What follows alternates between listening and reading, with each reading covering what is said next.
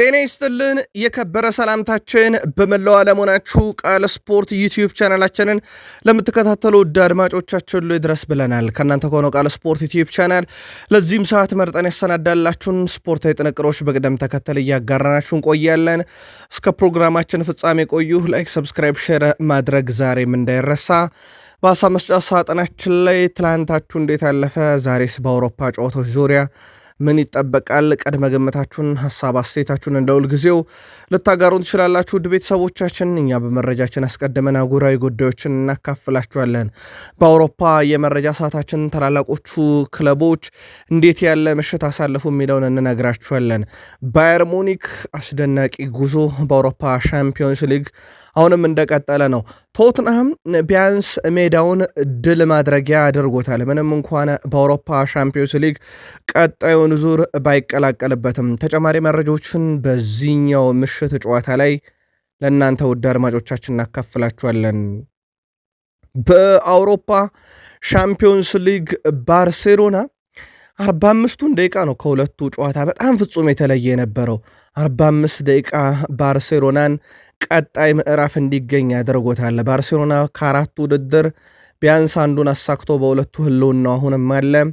የሃንሲ ፍሊኩ ቡድን አስገራሚ ክብረ ወሰኖችን ከሌዋንዶስኪ፣ ላሚን ያማል፣ ራፊኒያ እስከ ሜሲ እናካፍላችኋለን። ተጨማሪ መረጃዎችን ይዘናል በምሽቱ ጨዋታ ላይ ማለት ነው።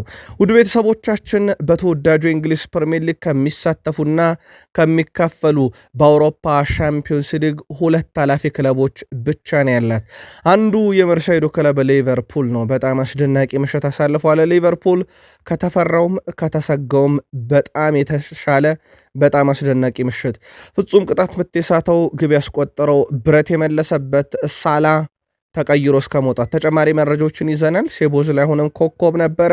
ጨዋታው ብዙ አነጋጋሪ ነጥቦች ስላሉት ለየት ያለ ጥንቅር ለሊቨርፑላውያን ይዘናል። በአውሮፓ ሻምፒዮንስ ሊግ መረጃችን በተጨማሪ ታላላቆቹንም ክለቦች እናነሳለን። ሪያል ማድሪድ ቤት የቡድን ዜና ተይዟል። በአውሮፓ ትልቅ ክለቦችንና ወቅታዊ የቡድን ዜና ከዋክብቶችን በዓለም ዙሪያ ተዘዋውረን እናደርሳችኋለን። ሜሲም ከአንድ ግዙፍ መድረክ ትላንት ምሽት ተሰናብቷል። ተጨማሪ መረጃዎችን በጉዳዩ ላይ ይዘናል። ውድ ቤተሰቦቻችን በተወዳጁ የእንግሊዝ ፕሪሚየር ሊግ የመረጃ ሰዓታችን ከስድስቱ ሁለቱን በአውሮፓ መድረክ ያሳለፈው ሻምፒዮንስ ሊግ ያሳለፈው እንግሊዝ፣ ዛሬ ደግሞ ሶስት ክለቦቹ በኢሮፕ ሊግ እና በኮንፈረንስ ሊግ እንዴት ያለ ምሽት ያሳልፋሉ የሚለው በትልቁ ይጠበቃል። ተጨማሪ መረጃዎችን በዚህ ዙሪያ ይዘናል። አብራችሁን ቆዩ። በታላላቆቹ የፕሪሚየር ሊግ ክለቦች ለየት ያሉ መረጃዎችን ይዘናል። በፔፕ ጋርዲዮላ ቡድን ማንቸስተር ሲቲ በኩል ጥብቅ ስብሰባ ነበር ስለተባለበትና ስለ ቡድኑ ቁልፍ ተጫዋች እናነሳለን። ወቅታዊ ውጤት ቀውስ ውስጥ ያለው ቼልሲን በተመለከተ ካይሴዶ ለቀውሱ ምክንያቱን ያቀርባል። ዦዋ ፔድሮ፣ ኤንዞ ፈርናንዴዝ እና የሰሞኑ የአሰልጣኙን ሁኔታ በተመለከተ አዳዲስ መረጃዎችን ይዘናል። ከዙር ጋር በተያያዘም እንደዚሁ በቼልሲ በኩል ተጨማሪ መረጃ ይዘናል። ትቆዩናላችሁ።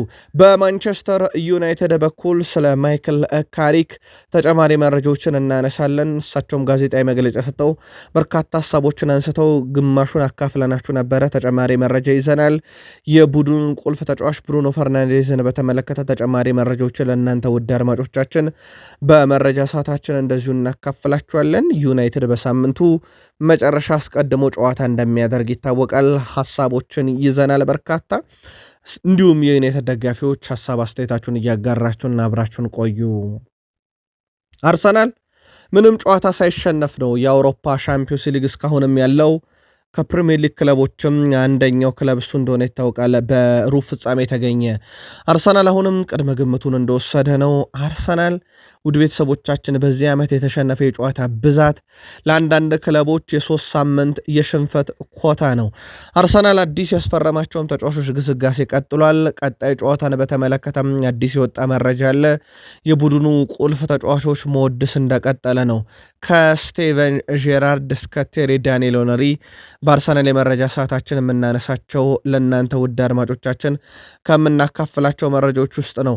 ላይክ፣ ሰብስክራይብ፣ ሼር እንዲሁ ሀሳብ አስተያየታችሁን እያጋራችሁን እስከ ፕሮግራማችን ፍጻሜ ቆዩ። ውድ ቤተሰቦቻችን የሳምንቱ የአውሮፓ ሻምፒዮንስ ሊግ ጨዋታ ዙሪያ አሊያም ዛሬ የምትደግፏቸው ክለቦች ጨዋታ የሚያደርጉ ከሆነ መልከታችሁን አጋሩን። መረጃዎቹን እያካፈልኳችሁ እኔ ቃለኝ በድጋሜ መልካም ቆይታ ተመኘን። የአፍሪካ ዋንጫ የሰሞኑ ውዝግብ አጀንዳ ነው። በስተመጨረሻም የዋንጫ ባለቤት ሆናለች የተባለችው ሞሮኮ ምላሽ ሰጥታለች። የሞሮኮ እግር ኳስ ፌዴሬሽን ካፍ ያሳለፈው ውሳኔ ደንቦችን የተከተለ ሲል ሙሉ ድጋፍ እንደሚሰጥ አስታውቋል። የካፍ ውሳኔ ደንቦችን የተከተለ ነው ያለው ፌዴሬሽኑ ውሳኔ ውድድሮችን ቀጣይነት ያረጋግጣል ብሏል። ከጅምሩ ግልጽ መርህ አለ፣ ደንቦች ማክበርና የስፖርት ህጎችን መከተል አቋማችን ነው ሲል ፌዴሬሽኑ ይፋ አድርጓል። የእግር ኳስ ፌዴሬሽኑ አያይዞም ውሳኔው የአፍሪካ እግር ኳስ ተአማኒነት እንደሚጨምርና ጠንካራ እንደሚያደርገውም ገልጿል። ሞሮኮ የአፍሪካ ዋንጫውን ማሸነፏን ተከትሎ አሁን ትኩረታችን ዓለም ዋንጫና የሴቶች አፍሪካ ዋንጫ ላይ ነው ብሏል የሞሮኮ እግር ኳስ ፌዴሬሽን። ከዚህ ጋር በተያያዘ በርካቶች ሀሳባቸውን ሲያጋሩ ትላንትና አንደኛው ሌጀንድ ደግሞ ሳሚር ናስሪ የቀድሞ የአርሰናል የቀድሞ የማንቸስተር ሲቲ ተጫዋች ካፍ በዚሁ የሚቀጥል ከሆነ ቀጣይ ዓለም ዋንጫን የሚያሸነፈውንም ብሔራዊ ቡድን ቀድሞ ሊያሳውቀን ይችላል በሚል እሱ ደግሞ በተቃራኒው ጉዳዩን ተቃውሞታል። የሴኔጋል ብሔራዊ ቡድን ጉዳዩን በተመለከተ ብዙ ሀሳቦችን ካጋሩ ብሔራዊ ቡድን ከዋክብቶቹም ይጠቀሳሉ። ከ10 ቀን በኋላ ከፔሩ አቻቸው ጋር የወዳጅነት ጨዋታ ያደርጋሉ። የወዳጅነት ጨዋታው በፈረንሳይ ፓርክ ዘ ፕሪንስ ስቴዲየም በፓሪስ ሰን ዠርሜን ሜዳ ይካሄዳል። በዕለቱ ሴኔጋል የአፍሪካ ዋንጫ ድሌን በፓርክ ዘ ፕሪንስ ስቴዲየም አከብራለሁ ስትል ይፋ አድርጋለች። ግጥሚያው ከጨዋታውም በላይ ነው ያለው ፌዴሬሽኑ፣ ምክንያቱም የአፍሪካ ዋንጫ ድላችንን እዛ ነው የምናከብረው ብለዋል። ሴኔጋል የዋንጫ ድሏን ደስታ ከአፍሪካ ዲያስፖራና እግር ኳስ አፍቃሪያን ጋር በታሪካዊ ስቴዲየም ልትጋራ እየመጣችም ነው ብለው ማስታወቂያ ሰርተዋል። ካፍ የአፍሪካ ዋንጫ አሸናፊነት ክብሩን ከሴኔጋል ቀምቶ ለሞሮኮ ቢሰጥም እነሱ ግን ከ10 ቀን በኋላ በሚደረገው ጨዋታ ነው ድል የምናከብረው ብለዋል። ሴኔጋል በበኩሏ የስፖርት ገላጋይ ፍርድ ቤት ውሳኔ ሳትሰማ ያገኘችውን የ10 ሚሊዮን ዶላር ሽልማትና የሽልማቱን ለመመለስ ፈቃደኛ አለመሆኗን ይፋ አድርጋለች። ጉዳዩን በተመለከተ ተከታታይ መረጃ ይኖረናል። ወደ አውሮፓ ተሻገርን። ውድ ቤተሰቦቻችን በአውሮፓ ሻምፒዮንስ ሊግ ቀሪ የሩብ ፍጻሜ ተፋላሚ 4 ክለቦችን አውቀናል። ሲጠበቅ የነበረው ባየር ሙኒክ አታላንታን አስቀድሞ 6-1 እየመራ ነበርና ማለፉ የተረጋገጠ የምሽቱ ጨዋታ ብቻ በአሊያንዝ አሬና ሲጠበቅ ነበረ። ባየር ሙኒክ 4-1 በሆነ ውጤት ድል አድርጎ ወደ ቀጣዩ ዙር ማለፉን አረጋግጧል። ኬን በፍጹም ቅጣት ምት 25ኛውና በጨዋታው 54ኛው ደቂቃ ላይ፣ ካርላ 56ኛው ደቂቃ፣ ሉዊስ ዲያስ 70ኛው ደቂቃ ላይ ነው ግቦቹን ያስቆጠሩት። ለአታላንታ ከሽንፈት ያልታደገች ብቸኛ ግብ በምሽቱ ጨዋታ ላይ ሳማርዲዚች ነበረ 85ኛው ደቂቃ ላይ ያስቆጠረው። በድምሩ ባየር ሙኒክ 10-2 አሸንፎ ወደ ሩብ ፍጻሜ መቀላቀሉን አረጋግጧል። ውድ ቤተሰቦቻችን 50 የአውሮፓ ሻምፒዮንስ ሊግ ጎሎች ላይ ደርሷል ሃሪኬን። ትላንትና 2 ተጫዋቾች ናቸው እዚህ ላይ ደረሱት። በነገራችን ላይ በአንድ ምሽት አንደኛው ሃሪኬን ነው። ጥቂት ጨዋታ የፈጀበት 4ኛው ተጫዋች ሆኗል። ኤርሊንግ ብሮት ሃላንድ በ49፣ ሩድ ቫን ኒስተልሮይ በ62፣ ሜሲ በ66 ነበር ያደረገው። ሌላኛው ተጫዋች ሃሪኬንም አሁን በ66 ጨዋታ 50ኛ ግቡ ላይ ደርሷል። ሃሪኬን የመጀመሪያው እንግሊዛዊ ተጫዋችም ሆኗል 50ኛ ግብ ላይ መድረስ እየቻለ። ትላንትናም ድንቅ ነበረ። ሌላው ሉዊስ ዲያዝ ነው። በባየር ሙኒክ የመጀመሪያ ሲዝኑን እያሳለፈ ይገኛል። 38 ጨዋታ 22 ግብ 15 አሲስት፣ በ38 ጨዋታ 37ኛ የግብ አስተዋጽኦ ላይ እንደዚሁ መድረስ የቻለበት ነው። የ18 ዓመቱ ካርል በጣም አስደናቂ ጊዜን እያሳለፈ ነው። ሎረንት ካርል በጀርመን ቡንደስሊጋ እየተጫወቱ ከሚገኙ ጀርመናዊን ተጫዋቾች በአንድ ምሽት ግብ የሚያስቆጠረ አሲስት የሚያደረገ ተጫዋች ሆኗል። ባየር ሙኒክ ቀለል ባለ መንገድ አልፏል። ቀጣይ ተፋላሚውን እንነግራችኋለን። ሌላኛው ሲጠበቅ የነበረው ጨዋታ በቶትናም ሆትስፐር ስቴዲየም ቶትናም ከአትሌቲኮ ማድሪድ ያደረጉት ፍልሚያ ነበረ። ጨዋታው በቶትናም ሆትስፐር 3-2 አሸናፊነት ተጠናቋል። በድምር ውጤት ግን ኃላፊው ቡድን አትሌቲኮ ማድሪድ ሆኗል። ትላንትና ቶትናም በሜዳው ድል ሲያደርግ ራንደል ኮሎሞአኒ 30ኛው ደቂቃ ላይ፣ ዣቪ ሲሞንስ 52ኛው በጨዋታ 91ኛው ደቂቃ ላይ በፍጹም ቅጣት ምት ነው ግብ ያስቆጠረው። በአትሌቲኮ ማድሪድ በኩል ዩሊያን አልቫሬዝ 47ኛው፣ ሃንኮ 75ኛው ደቂቃ ላይ ሁለቱን ግቦች አስቆጥሯል። ቶትናም የምሽቱን ጨዋታ 3-2 ቢያሸንፍም በሜትሮፖሊታኖ ስቴዲየም በተቆጠሩበት ግቦች ብዛት ምክንያት 7-5 አትሌቲኮ ማድሪድ አሸንፎ ወደ ቀጣዩ ዙር ማለፉን አትሌቲኮ ማድሪድ አረጋግጧል። ዣቪ ሲሞንስ ትላንት በጣም ሊደነቅ የሚገባ አይነት እንቅስቃሴ ነው ያስመለከተው። በጨዋታው ላይ ሁለት ግቦችን አስቆጠረ። ወደ 9.5 ነው ሬቲንግ የተሰጠው። እንዳጠቃላይ 77 ኳስ የነካው ዣቪ ሲሞንስ 22 ኳሶችን ሶስተኛ የሜዳ ክፍል ላይ ያቀብሏል። 9 1 ግንኙነት አሸንፏል። በጨዋታው 5 የግብ ዕድል ፈጥሯል። 4 የ1 ግንኙነት አሸንፏል። 2 ታክሎችን ወርዷል። 2 ጎል አስቆጥሯል። የነገርናቸው መመዘኞች ላይ በሙሉ ከሁሉም ሜዳ ላይ ከነበሩ ተጫዋቾች ሁሉ የዣቪ ሲሞንስ እየበልጠ ነበረ። በጣም ጥራት ያለው ምሽት ትላንትና ሳልፏል። ምናልባት ቶትናም ከመጣ በኋላ ያየነው በጣም ትልቁ የተጫዋቹ ፐርፎርማንስ ነው ማለት ይቻላል። ሌላኛው ወጣቱ ተጫዋች ግሬ በአውሮፓ ሻምፒዮንስ ሊግ ለቶትናም በርካታ ጨዋታዎችን ያደረገ ከ21 ዓመት በታች ተጫዋች ሆኗል። 7ኛ ጨዋታው ላይ ሆኗል። ዴሊ አሊ ነበር ከ21 ዓመት በታች ሆኖ በአውሮፓ ሻምፒዮንስ ሊግ በርካታ ጨዋታዎችን የጀመረው በአንድ ሲዝን 6። አሁን አርቺ ግሬ በ7 ጨዋታ ሪካርዱን የግሉ አድርጓል። ምንም እንኳን ቶትናም ወደ ቀጣዩ ዙር ባያልፍም ባርሴሎና ከኒካስል ዩናይትድ ያደረጉት ጨዋታ 45 ደቂቃ የወሰነው ጨዋታ ነው። ውድ ቤተሰቦቻችን ከ180 ደቂቃ 45ቱ ደቂቃ ፍጹም የተሻለው ባርሴሎና ወደ ቀጣዩ ዙር አልፏል ማለት ይቻላል። ምክንያቱም ኒካስል በሴንት ጄምስ ፓርክ ስቴዲየም የነበረው ጨዋታ ላይ ተመጣጣኝ ነገር ነበረው። በካምፕኑም ትላንትና የመጀመሪያ 45 በጣም ተመጣጣኝ ነገር ነበረው። በኋላ ግን ሁለተኛው 45 ነው ነገሮችን የቀያየረው። ባርሴሎና ትላንትና 7-2 ሲያሸንፍ አብዛኛው ጎል የተቆጠረው ከረፍት በኋላ ነው። ውድ ቤተሰቦቻችን ራፊኒያ 6ኛው ደቂቃና 72ኛው ደቂቃ ላይ፣ ቤርናል 18ኛው ደቂቃ ላይ፣ ላሚን ያማል 45ኛው ደቂቃ ተጠናቆ በጭማሪው 7ኛው ደቂቃ ላይ በፍጹም ቅጣት ምት፣ ፌርሚን ሎፔዝ 51ኛው፣ ሮቤርት ሌዋንዶስኪ 56ኛውና 61ኛው ደቂቃ ላይ ነው ትላንትና 7ቱን ግቦች ከመረብ ማሳረፍ የቻሉት። 4ቱ ግብ እንዳልኳችሁ ከረፍት በኋላ የተቆጠሩ ናቸው። እነኚህ ግቦች ናቸው በቀጥታ እንዲያልፉ የረዱት። በጨዋታው የኒካስል ዩናይትድን 2 ግቦች አንቶኒ ላንጋ 15ኛውና 28ኛው ደቂቃ ላይ ከእረፍት በፊት ነበረ ማስቆጠር እየቻለው። ባርሴሎና በድምሩ 8-3 በማሸነፍ ሩብ ፍጻሜውን ተቀላቅሏል። ባርሴሎና በሩብ ፍጻሜው ከአትሌቲኮ ማድሪድ እንደሚፋለም ይታወቃል። ምናልባት ጨዋታውን ኦፕታ ቁጥራዊ መረጃዎችን ተውሰን እንመልከተው። ባርሴሎና 7-2 አሸነፈ። ግብ የማስቆጠር ንጻሬ ባርሴሎና 4.29 ነው። በጣም ትልቅ ነው። ያው ተጨማሪ 3 ግቦችን አግኝተውበታል እንደማለት ነው። በኒካስል ዩናይትድ በኩል 1.52 ግብ የማስቆጠር ንጻሬ ነበር። 2 ግብ አግኝተውበታል። ባርሴሎና 18 ሲሞክር ኒካስል 8፣ ባርሴሎና 13 ኢላማውን የጠበቀ ኒካስል 5 ብቻ። ባርሴሎና 63 በመቶ የኳስ ቁጥጥር ነበረው፣ ኒካስል 37 በመቶ። በመመዘኛ ቁጥሮች ፍጹም የተሻለ ቡድን ነበረ ትላንትና ባርሴሎና። በነገራችን ላይ በጨዋታ ላይ የተመለከትናቸው 9 ግቦች 9ኙም ከፍጹም ቅጣት ምት መምቻ ሳጥን ውስጥ የተቆጠሩ ናቸው። ባርሴሎና በዚህ ውድድር ዓመት ማሳካት ከሚገባው 4 ዋንጫ ውስጥ አንዱን አሳክቷል። የስፔን ሱፐር ካፕ ኮፓ ዴላሬን ተሰናብቷል በግማሽ ፍጻሜ። አሁን የላሊጋን በአንደኝነት ይመራል። እንደዚሁም በአውሮፓ ሻምፒዮንስ ሊግ ሩብ ፍጻሜ ላይ መድረስ ችሏል። የዚህ ቡድን በርካታ ቁልፍ ተጫዋቾች አሉ። ለአብነት ያክል ፓው ኩባርሲና ላሚን ያማልን አንድ የሚያጋራቸው ነገር ሁለቱም በዚህ ውድድር ዓመት 10 ሲደመረኛ የጥሎ ማለፍ ጨዋታቸውን ማድረግ ችለዋል። ላሚን ያማል 12ኛውን ጨዋታ ነው ትላንትና በጥሎ ማለፍ ጨዋታ ያደረገው። ፓው ኩባርሲ 10ኛው ነው። ልብ አድርጉ፣ ሁለቱም ገና ወጣት ተጫዋቾች ናቸው። በጣም አስደናቂ የሚባል ጊዜን እያሳለፉ የሚገኙ ታዳጊ ተጫዋቾች ሆነዋል፣ ወይም እድሜያቸው ከ19 ዓመት በታች የሆኑ ተጫዋች ሆነዋል። ሌላኛውም በርካታ ግብ በአውሮፓ ሻምፒዮንስ ሊግ ያስቆጠረ ስፔናዊ ተጫዋችም ተገኝቷል። ፌርሚን ሎፔዝ 6 ደርሷል። ከዚህ በፊት ሉዊስ ኤንሪኬ 1999 ላይ ነበረ በርከት ያሉ ግቦችን ያስቆጠሩ ስፔናዊ ተጫዋች ለባርሴሎና የሆኑት። አሁን አሰልጣኝ ናቸው እሳቸው በፓሪስ ሰን ዠርሜን። አሁን ሪካርዱን ፌርሚን ሎፔዝ ተጋርቷቸዋል። ሮቤርት ሌዋንዶውስኪ በዕድሜ ትልቁ ተጫዋች ሆኗል። በአውሮፓ ሻምፒዮንስ ሊግ ግብ ያስቆጠረ የፊሊፖ ኢንዛጊን ሪካርድ ወስዶታል። በ37 ዓመት ከ209 ቀን ላይ ነው ትላንትና ግብ ማስቆጠር የቻለው ሮቤርት ሌዋንዶስኪ።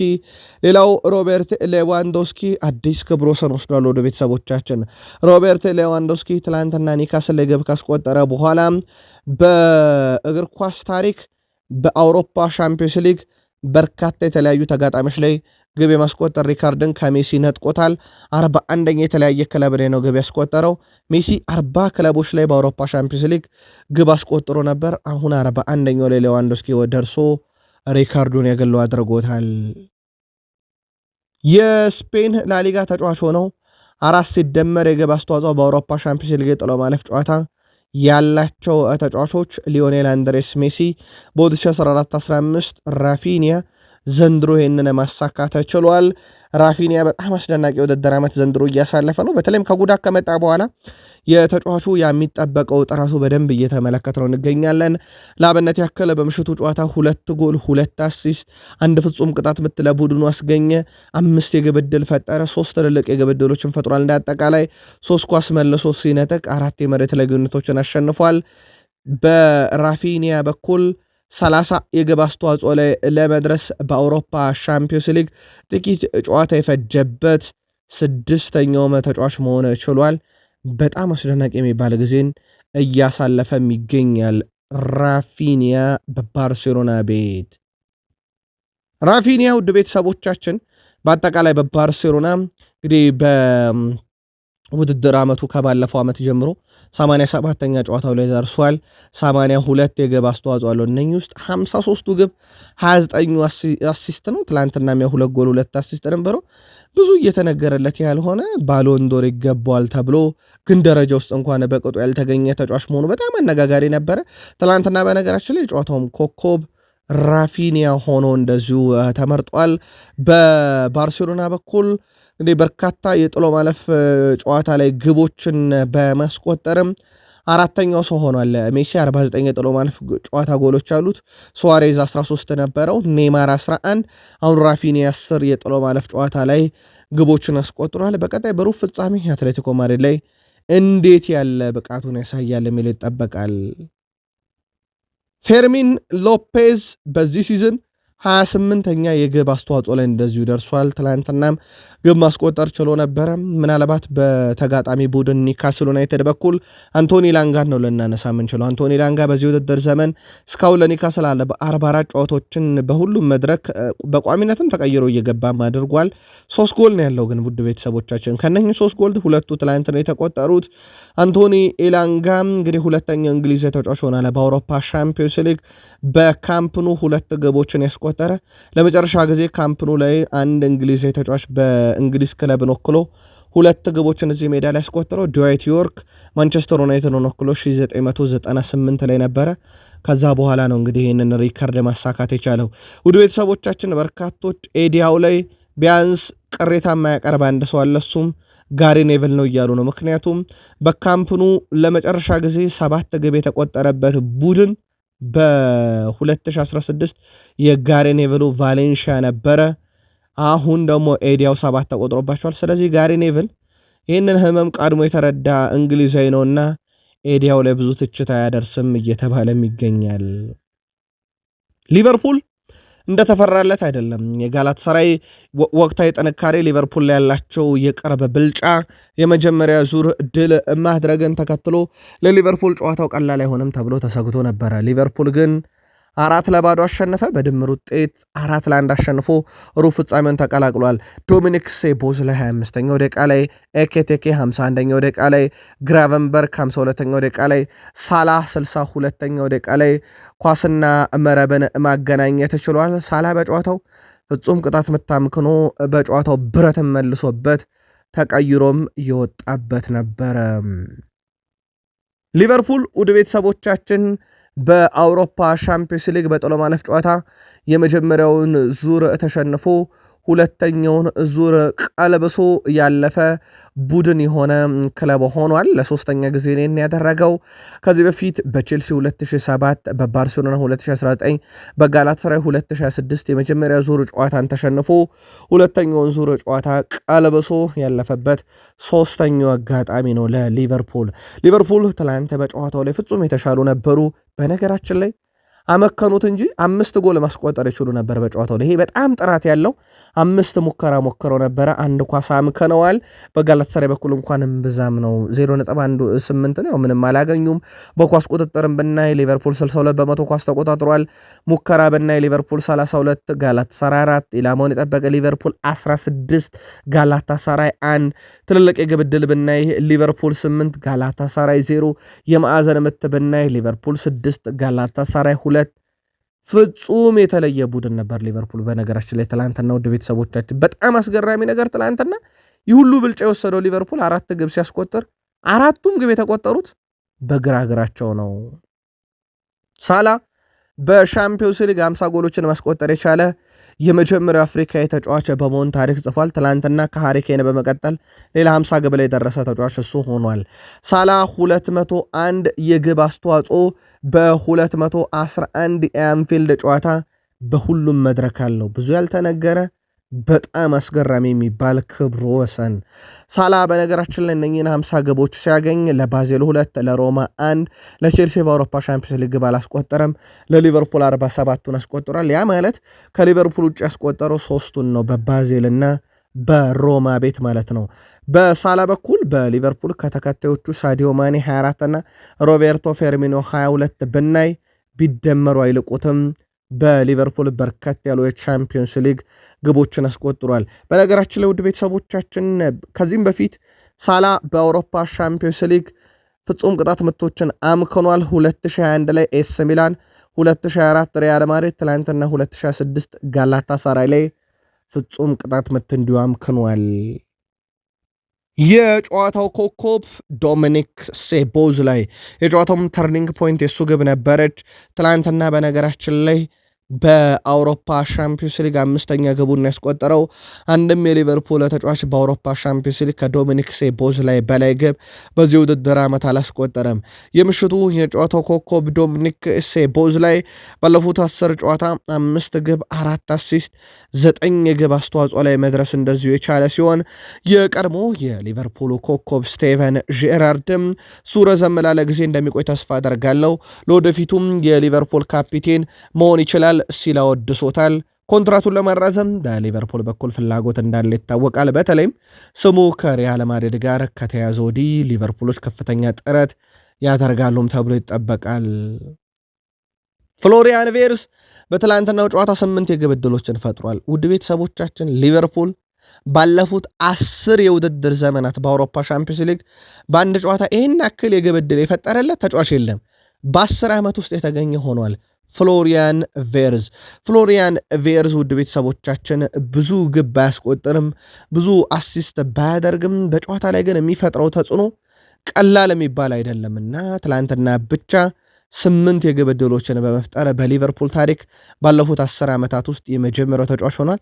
የሳላህ ግብ ስትቆጠር 62ኛው ደቂቃ ላይ 1-2 ከሳላ ጋር የተጫወተበት መንገድ በራሱ በጣም ድንቅና እንዲሁም አሲስት ያደረገበትም ጨዋታም ነበረ። ሁጎ ኤኬቴኬን እናንሳው። ሁጎ ኤኬቴኬ እዚህ መሆን የሚገባን ቡድን ነን፣ በጣም ደስተኛ ነኝ፣ ምናልባትም ከ10 በላይ ግብ ማስቆጠር የምንችልበት ምሽት ነበረ ብሏል። ሁጎ ኤኬቴኬ 16 ጎሎችን አስቆጥሯል በሁሉም መድረክ ለሊቨርፑል። ገና 23 ዓመቱ ነው፣ ብዙ የሚጠበቅበት ዕድሜ ነው። ግን ተጫዋቹ በሊቨርፑል የመጀመሪያ ዓመቱ ላይ በጣም ድንቅ የሚባል ጊዜን እያሳለፈ ይገኛል። የሊቨርፑል ቀጣይ ተጋጣሚ ፓሪስ ጀርሜን ነው። ብቃታችንን ካዩ በኋላ ከኛ ጋር መጫወት ደስተኛ እንደማይሆኑ እርግጠኛ ነኝ እያሉ ነው አርኔ ስሎት። ትላንት በብዙ ብስጭት የታጀቡት አርኔ ስሎት ቡድናቸው በስተመጨረሻም ድል አድርጎ ከፒኤስጂ ደርሶታል። የመጀመሪያ ዙር ጨዋታ ፈረንሳይ ፓርክ ደ ፕሪንስ ላይ ይደረጋል። የሁለተኛው ዙር የመልስ ጨዋታ ደግሞ በአንፊልድ ሮድ ስቴዲየም የሚያደርጉ ይሆናል። አርኔ ስሎት ግን እኛን ላየ ይሰጋናል እያሉ ይገኛሉ። ውድ ቤተሰቦቻችን ሁሉም ክለቦች ታወቁ በሩብ ፍጻሜ ተፋላሚ። በዚህ መሰረት ፓሪስ ሰን ዠርሜን ከሊቨርፑል፣ ሪያል ማድሪድ ከባየር ሙኒክ ይጫወታሉ። የሁለቱ አሸናፊ በግማሽ ፍጻሜ ይገናኛል። እንደዚሁም በሌላኛው ሳይድ ባርሴሎና ከአትሌቲኮ ማድሪድ፣ ስፖርቲንግ ሊዝበን ከአርሰናል ከነኚህም ያሸነፈ በቀጣዩ ዙር በግማሽ ፍጻሜ ለዋንጫ ለማለፍ የሚፋለሙ ይሆናል ማለት ነው። የግራው ሳይድ ግን በጣም ጠንከር ያለ ነው። ፓሪስ ሰን ዠርሜን፣ ሊቨርፑል፣ ሪያል ማድሪድ፣ ባየር ሙኒክ አንዳቸው ናቸው ከዚህ ውስጥ ለፍጻሜ መድረስ የሚችሉት። በዚህኛው ሳይድ ደግሞ ከባርሴሎና፣ ከአትሌቲኮ ማድሪድ፣ ከስፖርቲንግ ሊዝበንና ከአርሰናል አንዳቸው ናቸው ለፍጻሜ የሚደርሱት። ያው ባርሴሎና እና አርሰናል ነው ከዚህ በጣም የተለየ ጠንካራ ቡድን ሊባሉ የሚችሉት።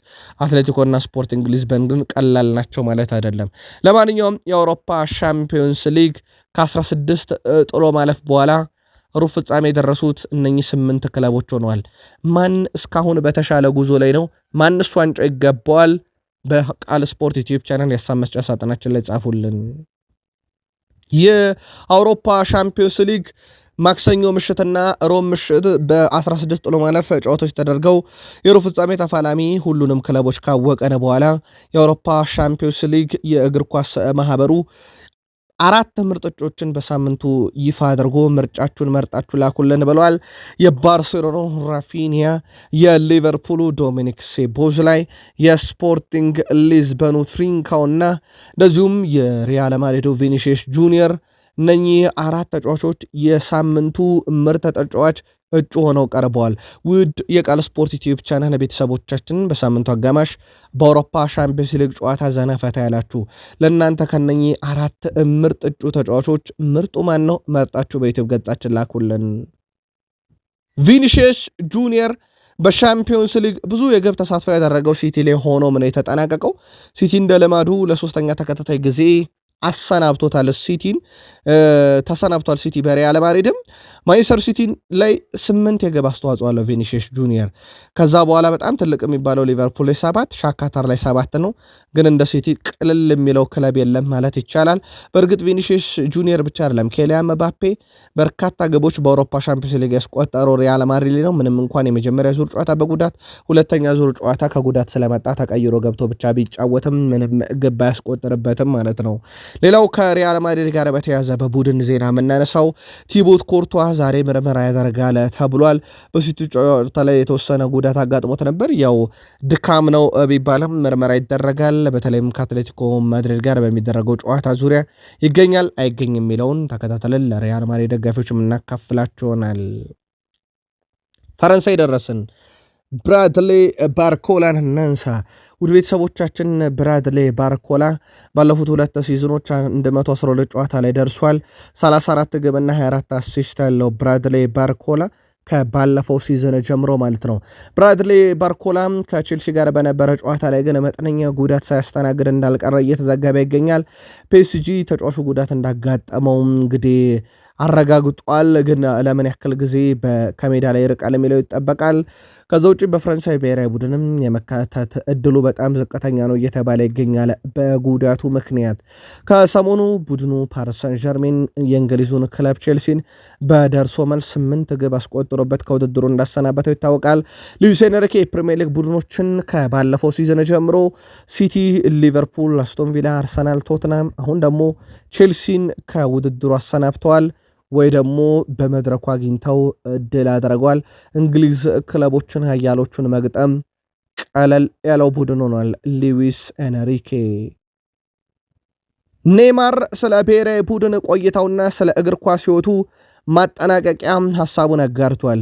የኔ የመጨረሻ የዓለም ዋንጫ ነው። ይህ በብሔራዊ ቡድን ውስጥ የምቆይበት የመጨረሻው ዓመት ይሁን አይሁን እንኳን እስካሁን አላውቅም ብለዋል። የእግር ኳስ ሕይወቴ ወደ መደበኛ መገባደጃው እየቀረበ ነው ያለው ኔይማር ጁኒየር ሁልጊዜ ለቤተሰቦችና ለጓደኞች የምነግራቸው ነገር ቢኖር እስከምትችሉት ድረስ ተዝናኑ፣ በጨዋታ ተደሰቱ፣ ምክንያቱም መጨረሻው ደርሷል የሚል ነው ብለዋል።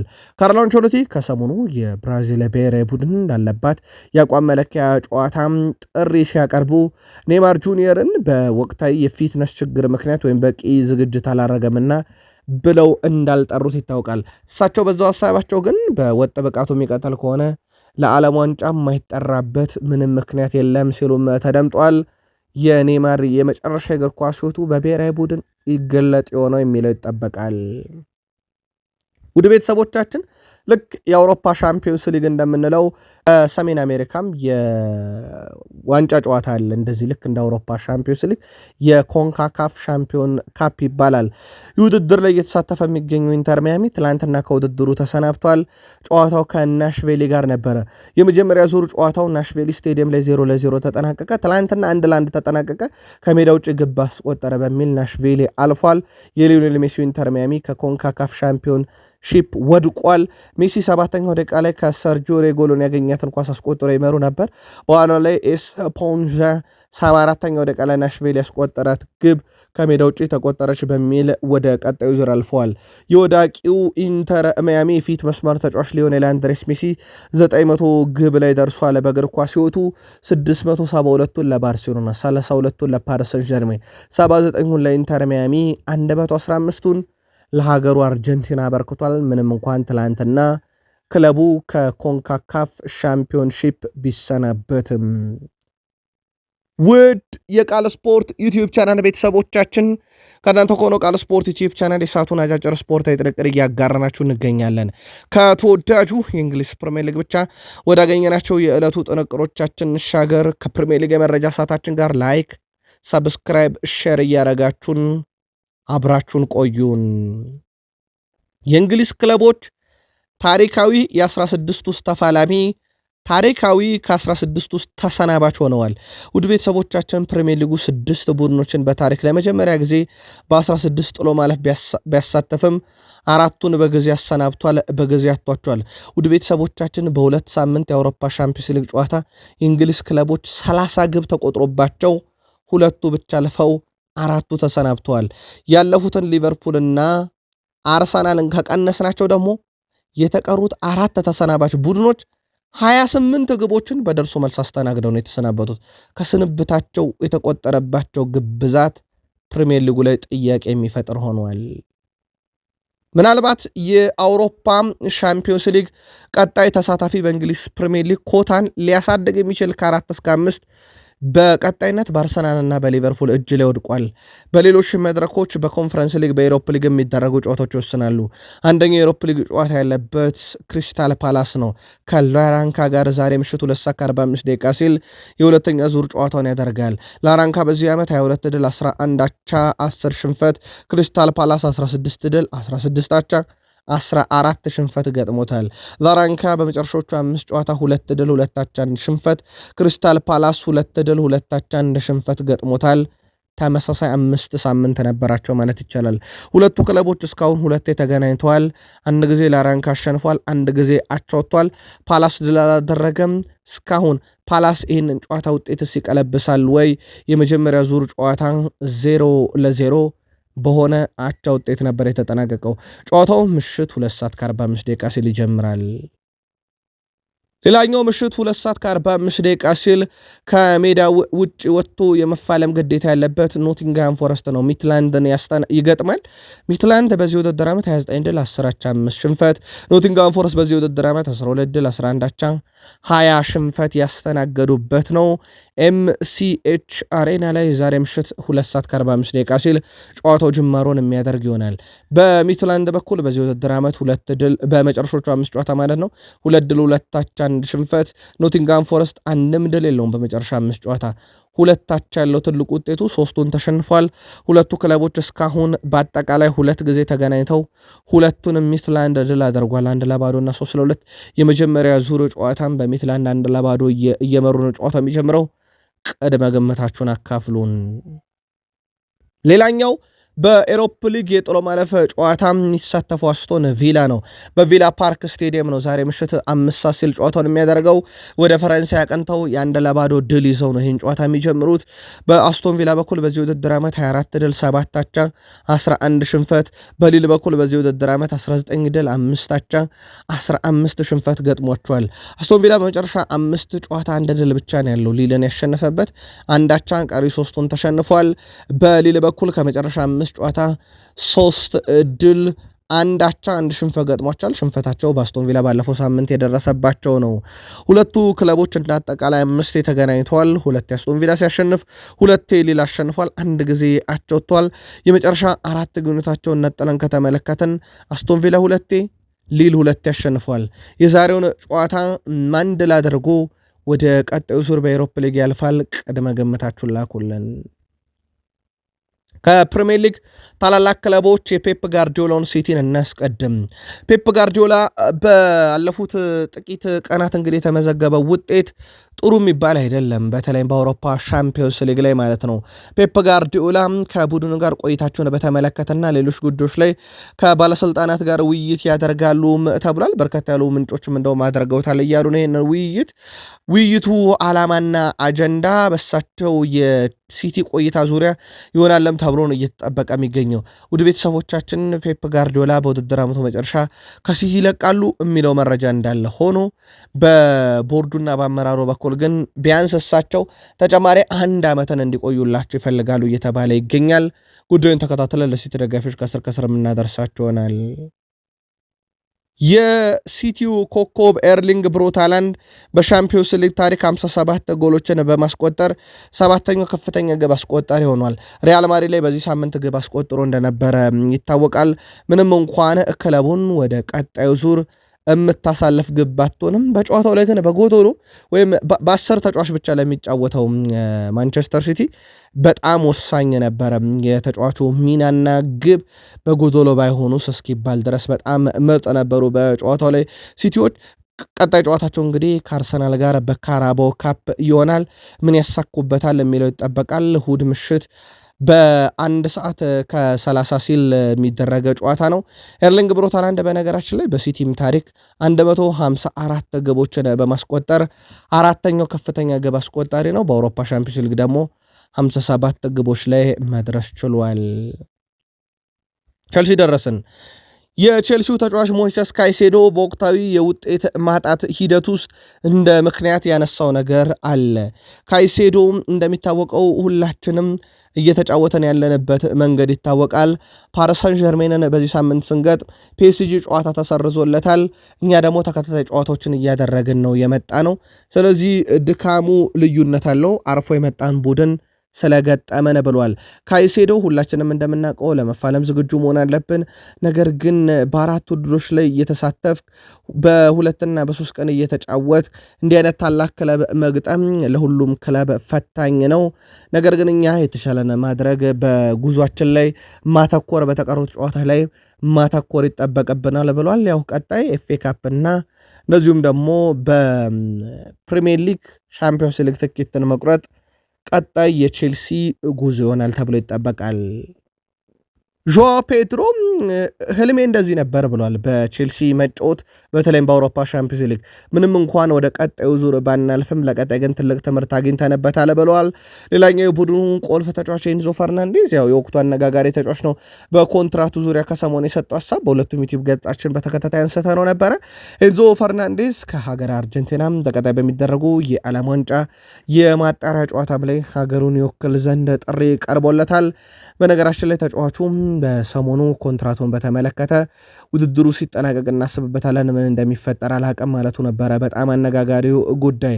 ሌላኛው ውድ ቤተሰቦቻችን ሊያም ሮዛኔርን በተመለከተ የቀድሞ ተጫዋች ፋቪዮ ካፔሎ እንዴት ያሁላ ግብ ልዩነት እየተመራ 85ኛው ደቂቃ ላይ ወረቀት ጽፈ ወደ ሜዳ ታስገባለ? የጋርናቾን ፊት ስመለከተው የጻፈውን ነገር የወደደው አልመሰለኝም እና ምናልባትም ሊያም ሮዛኔር ያንን ያደረጉበት መንገድ ለእኔ ፈጽሞ ግልጽ አይደለም። ወረቀት ጽፈው የትኛውን የውጤት ሊያስቀይሩ ነው? አሰልጣኙ ለቼልሲም ስለመሆናቸው እርግጠኛ አይደለውም ብሏቸዋል ፋቪዮ ካፔሎ። ከዝውውር ጋር በተያዘ በርካታ አማራጮችን እያየ ይገኛል ቼልሲ።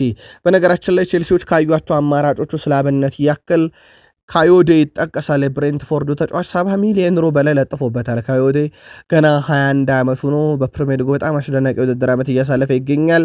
ምናልባትም ሪስ ጄምስ በቀኝ ተመላላሽነት ከጉዳት ጋር እየታገለ ነውና በቋሚነት ቀጣይ ለቡድኑ ወሳኝ ተጫዋች ይሆናል በሚል በዛ ቦታ ላይ በቼልሲ መለማዮች በኩል የታየው ተጫዋች ሆኗል የብሬንትፎርዱ ካዮዴ።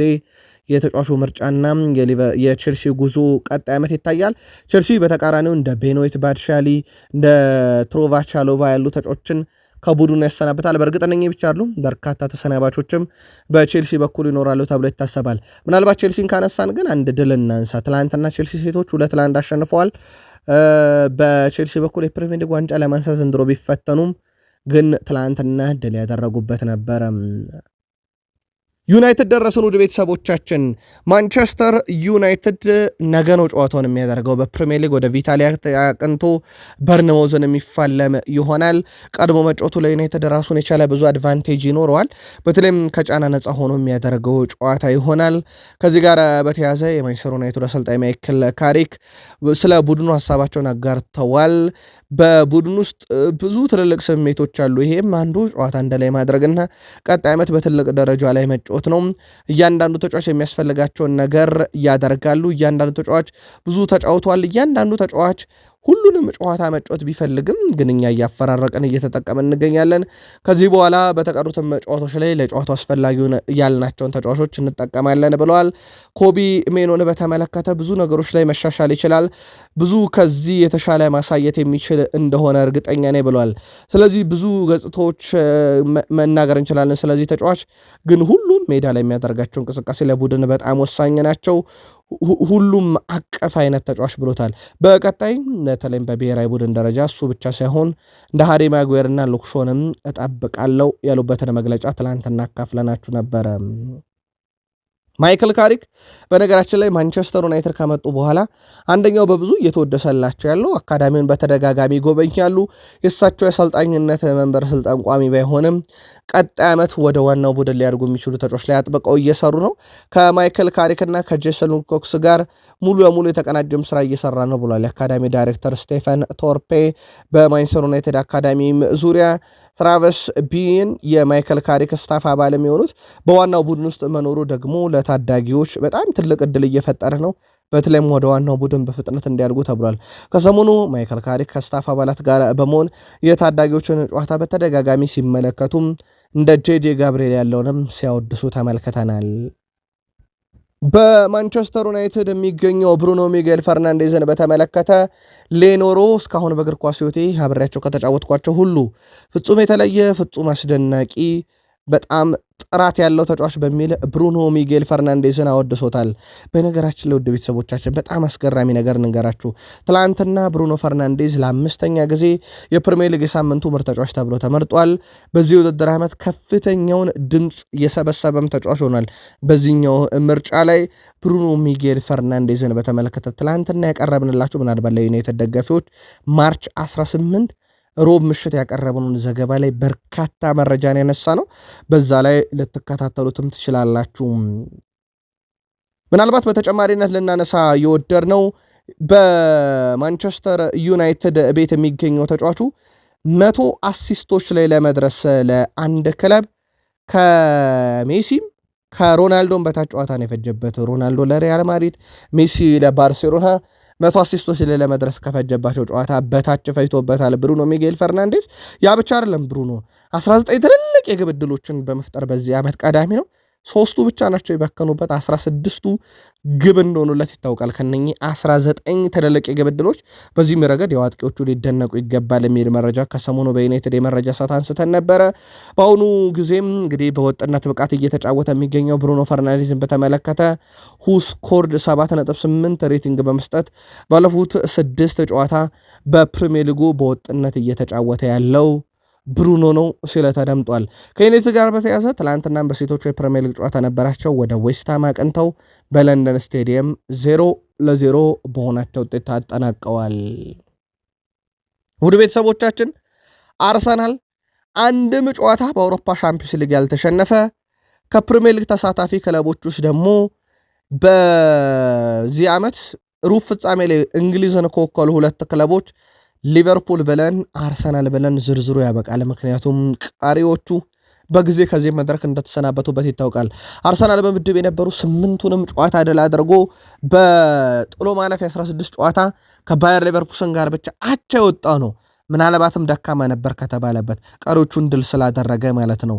አሁንም ኦፕታም ከዚህ ሳምንት ጨዋታዎች በኋላ አርሰናል 32.1 በመቶ ዋንጫውን ይወስዷል የሚል ቅድመ ግምት ሲያስቀምጥ ባየር ሙኒክ ሁለተኛ፣ ፓሪስ ሰን ዠርሜን ሶስተኛ፣ ሪያል ማድሪድ አራተኛ፣ ባርሴሎና አምስተኛ፣ አትሌቲኮ ማድሪድ ስድስተኛ፣ ሊቨርፑል ሰባተኛ ደረጃ ላይ ተቀምጠዋል። ዋንጫውን በመውሰድ ዋንጫውን በማሸነፍ ረገድ ማለት ነው። የአርሰናል ጉዞ ዘንድሮ ፍጹም የተለየ ነው። ውድ ቤተሰቦቻችን አርሰናል በዚህ ዓመት ካደረጋቸው 49 ጨዋታ የተሸነፈው 3 ብቻ ነው። ያ ማለት ውድ ቤተሰቦቻችን ለአንዳንድ ክለቦች የ3 ተከታታይ ጨዋታ የሽንፈት ኮታ አርሰናል ቤት ሲሆን ግን 49 ጨዋታ በድምሩ ያስፈልጋልና አርሰናል ይሄ በጣም ያልተነገረ ወይም ደግሞ በተደጋጋሚ እየተነገረ ልብ ያልተባለ ቁጥር ነው። ከ49 ጨዋታ 3 ብቻ ነው የተሸነፈው ውድ ቤተሰቦቻችን። እናንተ የምትደግፉት ክለብ በዚህ ዓመት ምን ያህል ተሸንፈዋል የሚለውን ካሰላችሁት ወይም በአውሮፓ ውስጥ ሌሎች ክለቦች ምን ያህል ተሸንፈዋል የሚለውን ከተሰላ የአርሰናል ፍጹም አስደናቂ መሆኑን ማሳያ ነው። ምናልባት ይህ ጥራት በዋንጫ መረጋገጥ አለበት የሚለው ግን የተረጋገጠ መከራከሪያ ጉዳይ እንደሆነ ግልጥ ያለ ነው። አርሰናል ታዲያ በዚህ ሁሉ ጥራት ውስጥ ምን ዋንጫ ያሳካበታል? ከፊታችን እሁድ ጀምሮ የዋንጫ ጉዞ ወይም በዋንጫ ጨዋታ አንድ ብሎ የሚጀምር ይሆናል። ያሳካው የሆነ ወይስ ሲቲ ነቅስበት ሆነ የሚለው ደግሞ እሁድ ምሽት 1 ሰዓት በዌምብሌይ ምላሽ ያገኛል።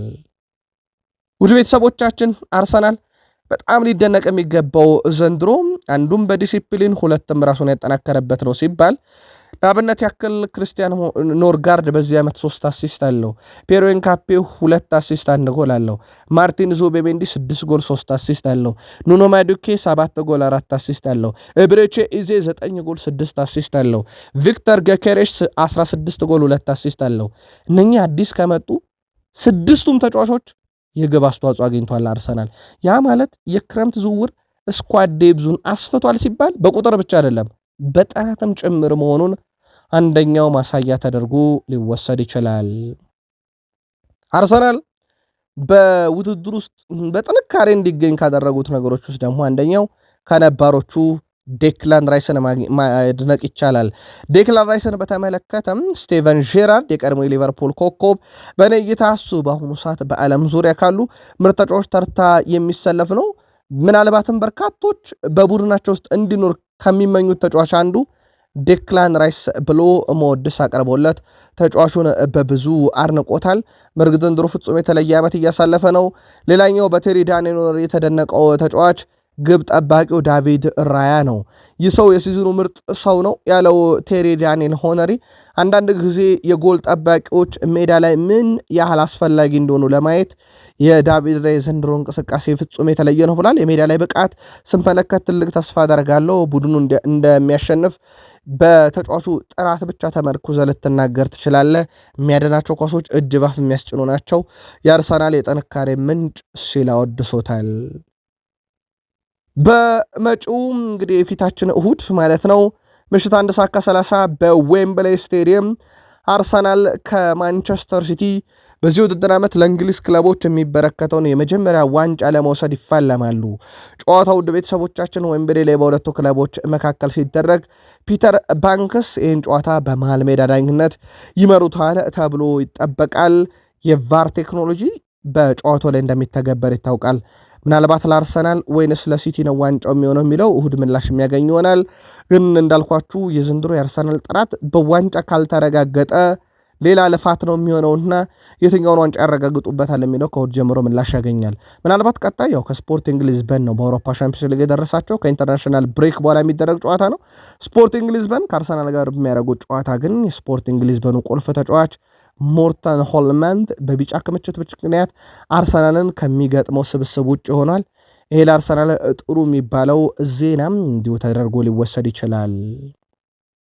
ዛሬ በርከት ያሉ ጨዋታዎች በአውሮፓ ዙሪያ በኤሮፕ ሊግም በኮንፈረንስ ሊግም ይካሄዳል። በተለይም ውድ ቤተሰቦቻችን በኤሮፕ ሊግ ኖቲንጋም ፎረስት ከሚትላንድ፣ አስቶን ቪላ ከሊል የሚያደርጉት ጨዋታ በትልቁ ይጠበቃል። በኮንፈረንስ ሊግ ተሳታፊ ቡድን ክሪስታል ፓላስ ነው። ክሪስታል ፓላስም ዛሬ ውጤት የመቀልበስ ግዴታ ይጠብቀዋል። ማን ቀንቶት ማን ድል አድርጎ አርሰናል እና ሊቨርፑል በአውሮፓ የቀሩ የእንግሊዝ ተወካዮች እንደሆኑት ሁሉ ዛሬ በተቀሩት የአውሮፓ መድረኮች ማን እንግሊዝን ወክሎ በመድረኩ ይቆያል የሚለውን በተመለከተ ጨዋታዎቹ ምላሽ ይሰጣሉ። እነኚህን ጨዋታዎች እንድትከታተሉ የምትደግፏቸው ክለቦች ድል እንዲያደርጉ ተመኝተን ሐሳብ አስተያየታችሁን፣ ቅድመ ግምታችሁን ላጋራችሁን ቤተሰብ ለሆናችሁን ሁሉ አመስግነን አበቃን።